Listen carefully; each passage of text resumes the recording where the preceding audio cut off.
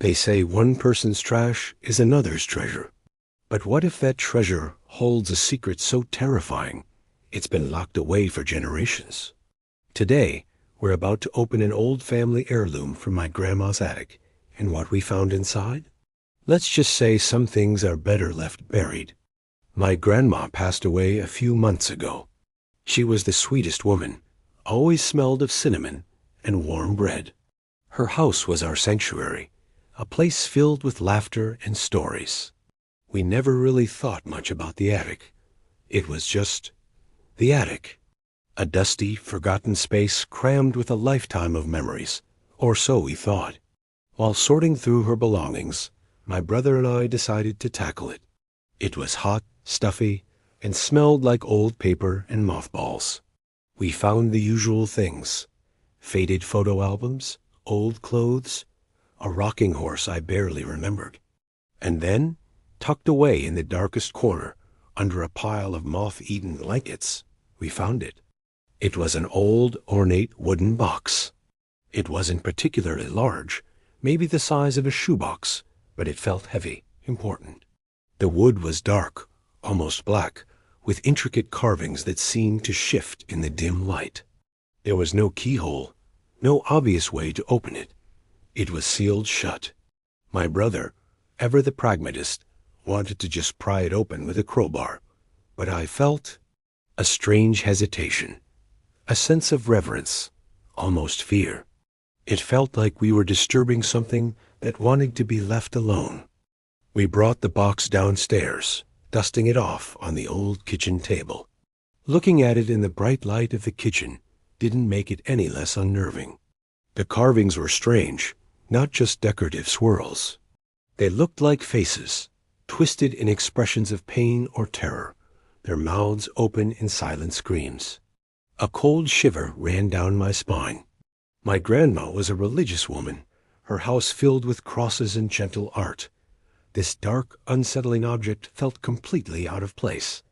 Where did it come from? Why did she have it? And why was it hidden so carefully in the most remote corner of her home? After trying everything we could think of, we finally found a hidden seam along the side. With a bit of pressure, a small section of the carving slid back, revealing a tiny, tarnished brass button. My heart was pounding in my chest. What could be inside? Old love letters? A hidden fortune?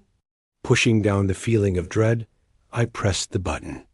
There was a soft click, and a faint, musty smell, like dry earth and decay, escaped from the lid as it slowly creaked open. Inside, nestled on a bed of faded, blood-red velvet, was a single object. It was a doll. But this was no ordinary child's toy. It was about a foot tall, made of porcelain that had yellowed and cracked with age. Its dress, once probably a crisp white, was now a dingy gray, stained with something dark and rust-colored. Its hair, made of real human hair, was matted and tangled. But its eyes were the most horrifying part. They were made of black glass, and they seemed to follow you, devoid of any light or life, yet filled with a chilling ancient malice. It felt like it was looking right through me. Tucked beside the doll was a small leather-bound journal. The pages were brittle, the ink faded. The handwriting was spidery and frantic. It was a diary, my great-grandmother's diary. As I began to read, the cheerful afternoon light outside seemed to dim, and the story of the doll, which she called the Silent Sister, began to unfold. It wasn't a toy. It was a vessel. My great-grandmother wrote about strange occurrences after the doll came into their home. Whispers in empty rooms, objects moving on their own, a constant feeling of being watched.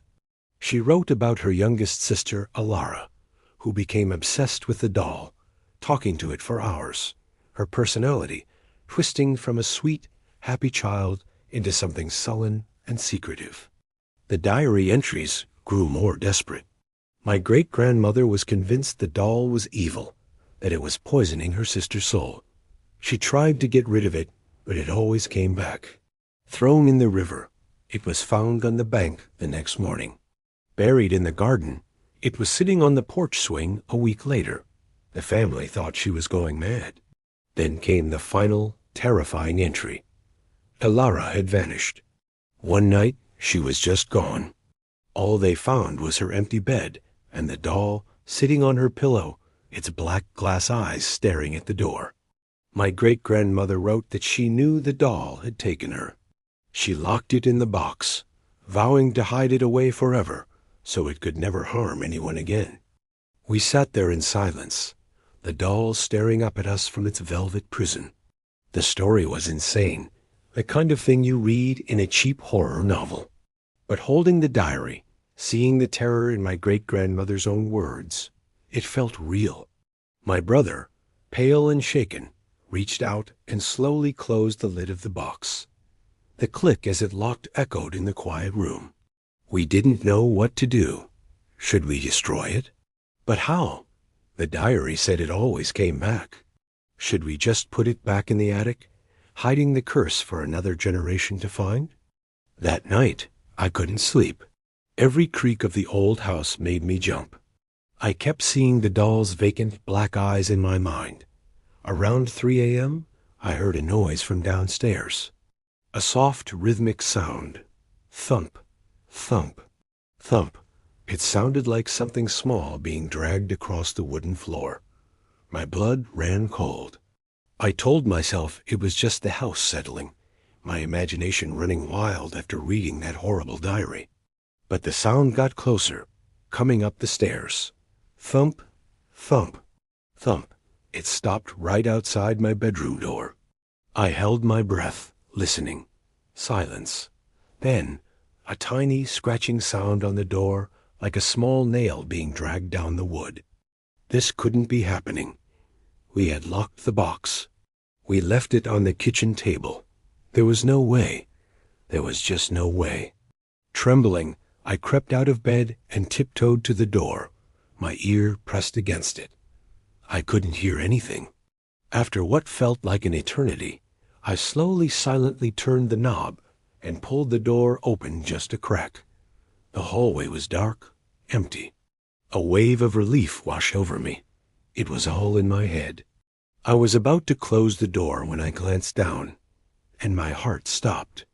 There on the floor, right outside my door, was a single long strand of dark matted hair.